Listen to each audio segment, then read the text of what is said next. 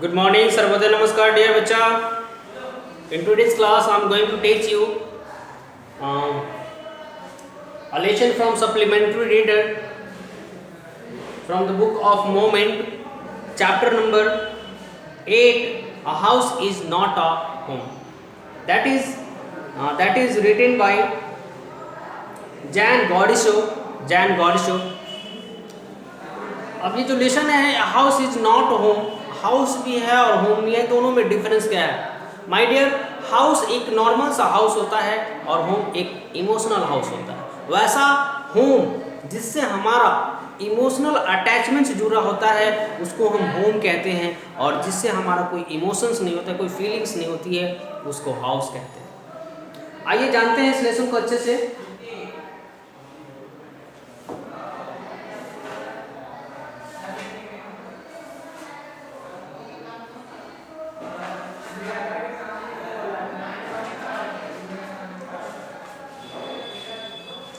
Lesson को अच्छे से जानते हैं।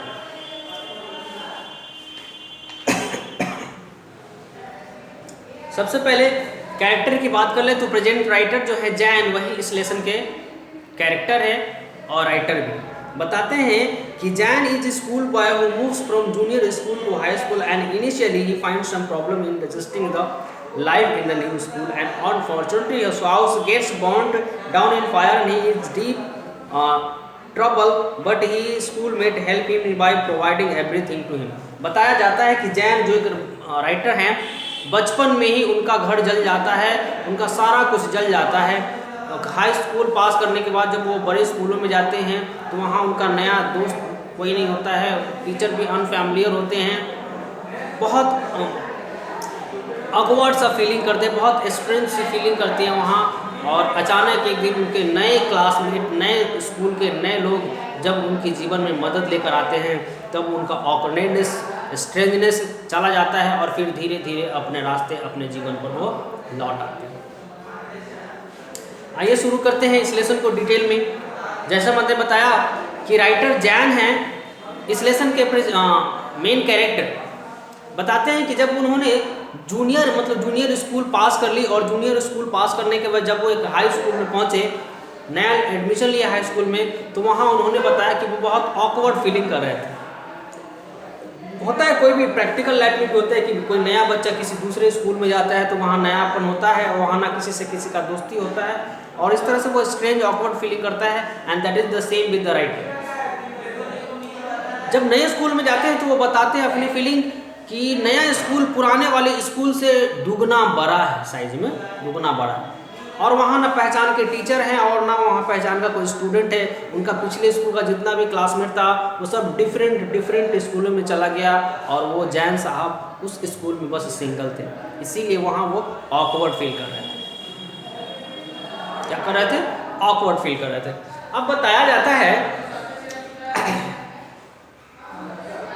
कि एक दिन संडे को अपने डाइनिंग रूम के टेबल पर बैठकर वो पढ़ाई कर रहे थे और उनके पास एक पेट कैट थी, रेड सैबी। और उस कैट के बारे में उन्होंने डिस्क्रिप्शन दिया कि उनको कहीं से रेस्क्यू करके उन्होंने बचाया था। उस कैट को राइटर साहब ने कहीं से रेस्क्यू करके उसको बचाया था। बताते कि अगर वो नहीं बचाते तो वो बिल्ली मर जाती, उन्हीं के कारण वो बिल्ली आज जिंदा है और इसीलिए उनका देखभाल भी करते हैं। अब बताया जा रहा है कि पढ़ने के टाइम में जब सब जैन साहब टेबल पर बैठ कर पढ़ रहे थे, उसी टेबल के साइड में वो बिल्ली भी बैठकर उनका पेन उठाकर टेबल पर खटखट की आवाज़ निकालती है और उस आवाज़ से अपने आप को एंटरटेन करती है बिल्ली। राइटर साहब अपने पढ़ाई में व्यस्त होते हैं, संडे का दिन होता है, अपना होमवर्क बला करते रहते हैं, और उसी टाइम उनकी माँ, जो राइटर की माँ है, वो हार्थ में, मतलब घर में चिमनी होता है घर को गर्म करने में, जहाँ लकड़ियाँ जलाई जाती है उस सबको हार्थ कहते हैं, और उस हार्थ में लकड़ियाँ जला रही थी माँ और लकड़ी जलाकर चली गई, जिससे रूम गर्म रहता है। धीरे धीरे पता चला कि उनके रूम में, डाइनिंग रूम में पूरा सीलिंग में धुआं भरने लगा। धुआं भरते भरते पता चला कि पूरी की आग लग गई, आग की लपटें इधर उधर दौड़ने लगी। और राइटर साहब ने क्या किया, बिना कुछ सोचे समझे रूम के बाहर दौड़ कर निकल गए, अपने घर से बाहर आ गए। उनकी मम्मी भी बाहर आ गई और डायरेक्ट बाहर जाने के बाद राइटर साहब ने किसी पड़ोस के घर वालों के यहाँ से फ़ोन लगाया किसको? फायर ब्रिगेड वाले को कि मेरे घर में आग लगी, आप लोग जल्दी आइए। फ़ोन कर कर जैसे ही वो वापस लौटे, उन्होंने देखा कि उनकी माँ, राइटर की माँ, जलते हुए घर के अंदर दौड़ती हुई जाती है। उसको रोकने की कोशिश करते, नहीं रुकती है, नहीं मम्मी।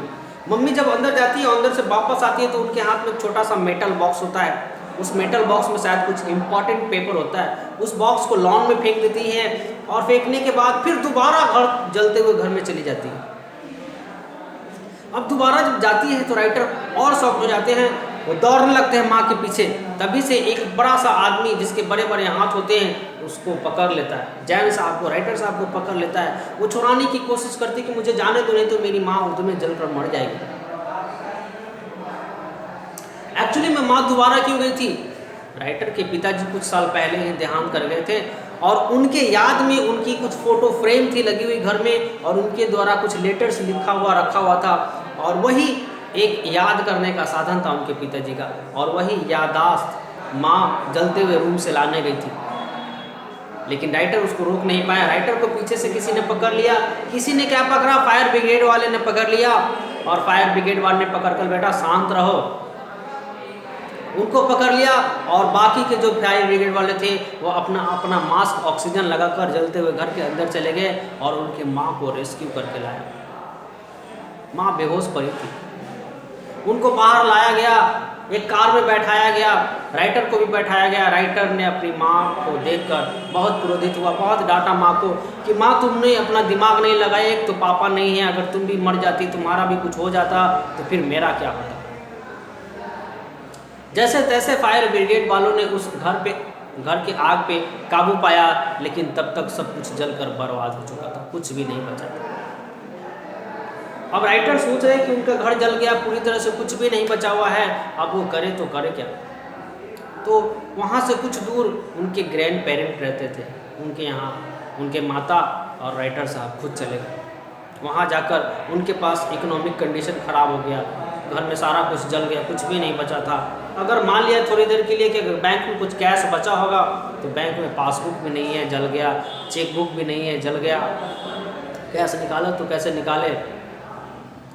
अपने दादाजी के यहाँ तो चले गए, लेकिन फिर से बताया जाता है उस दिन संडे था माय डियर। क्या था? संडे।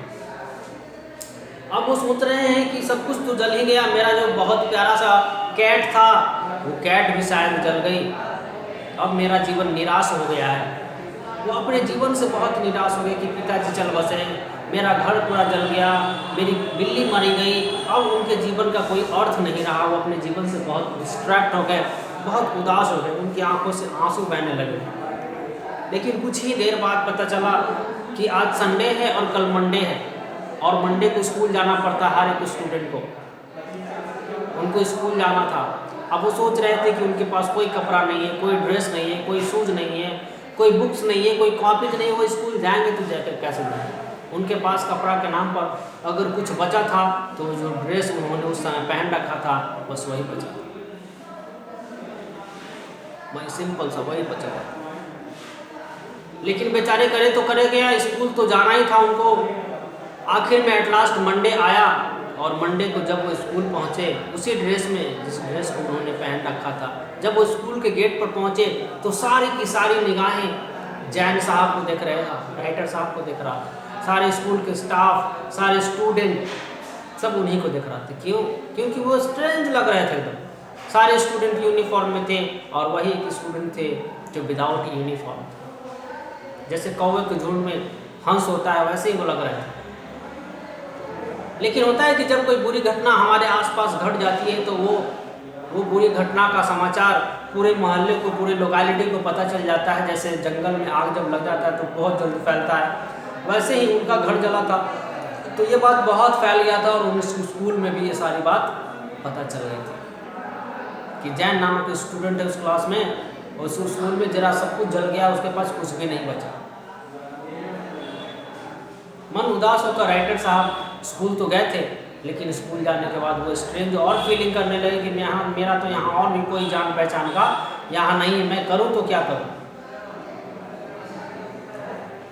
उसके बाद कुछ ही समय बाद कुछ स्टूडेंट आए और राइटर साहब के हाथ को पकड़कर एक जिम वाली एरिया में ले गए, जहाँ जिम कराई जाती है स्कूलों में। वहाँ जब ले गए तो उस कंपार्टमेंट में देखा गया कि बहुत सारे कपड़े, बहुत सारे बुक, बहुत सारे कॉपियाँ, बहुत सारे ड्रेस सब इकट्ठा किए हुए हैं। और उन लड़कों ने बताया कि जैन, ये सारे के सारे जो ड्रेस, यूनिफॉर्म वगैरह वगैरह रखे हुए हैं, ये सारे के सारे तुम्हारे लिए, हम लोगों ने कंट्रीब्यूशन करके खरीदा है। अब इस बात को जब जैन साहब ने, राइटर साहब ने सुना तो आश्चर्य के ठिकाना नहीं रहा। वो बहुत खुश हुए कि जहाँ मैं अभी तक ऑकवर्ड फीलिंग कर रहा था, जहाँ पर मैं अभी तक स्ट्रेंज फीलिंग कर रहा था, वहाँ इतने सारे मेरे कलीग हैं, इतने सारे मेरे फ्रेंड हैं, जिन्होंने बिना हेल्प मांगे ही मेरी इतनी बड़ी हेल्प की है। अब उनको पता चला यहाँ भी उनके बहुत सारे फ्रेंड हैं। अब उनका जीवन रास्ते पर आने लगा था, रास्ते पर आने लगा। 1-2 दिन बाद अपने कुछ स्कूल मेट के साथ उस रास्ते में पहुँचे जहाँ उनका पुराना घर था, जो घर जल चुका था।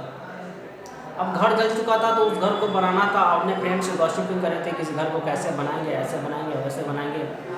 तभी पीछे से एक आवाज़ है एक लेडी की, डज इट योर्स। जब उन्होंने पीछे मुड़कर देखा तो पता चला कि एक लेडी है और उस लेडी के गोद में एक बिल्ली है। और वो बिल्ली किसकी है? जैन साहब की, राइटर साहब की। राइटर साहब ने जब उस बिल्ली को देखा तो उनके आंखों से आंसू बहने लगे। वो बहुत खुश हुए। वो सोचने लगे कि अब मुझे सब कुछ मिल गया है, मुझे सब कुछ मिल गया, जीवन जीने का आधार उनको मिल गया। अब वो महिला जिसके गोद में वो बिल्ली थी, उन्होंने डिस्क्रिप्शन दिया कि मैंने बहुत कोशिश की, बहुत मेहनत की है आपको ढूंढने के लिए। उस बिल्ली के गले में एक्चुअली में एक कार्ड था जिसमें टेलीफोन नंबर थी, और उसी टेलीफोन नंबर से के सहारे ढूंढते ढूंढते वो महिला जैन साहब के पास पहुंची और बिल्ली को वापस किया। जब बिल्ली जैन साहब को प्राप्त हो गई तब उनका जीवन सफल हो, बहुत खुश है। अब राइटर बताते हैं कि उनका जीवन एकदम स्मूथली चलने लगा पहले के जैसे। ये स्टोरी क्या बताता है कि जीवन में हमें किसी भी कठिनाई से घबराना नहीं चाहिए। हमारे साथ अगर कोई इंसिडेंट छोटा या बड़ा हो गया है तो उसका निदान भी है, कोई प्रॉब्लम हमारे साथ है तो उसका सॉल्यूशन भी है। इसलिए प्रॉब्लम से कभी भी घबराना नहीं चाहिए। आपका लेसन यहाँ पर फिनिश होता है। उम्मीद करते हैं, आशा करते हैं कि आपको ये लेसन अच्छे से समझ में आया होगा। फिर मिलेंगे अगले क्लास में एक नया लेसन लेकर। तब तक सर्वोदय, नमस्कार, गुड बाय।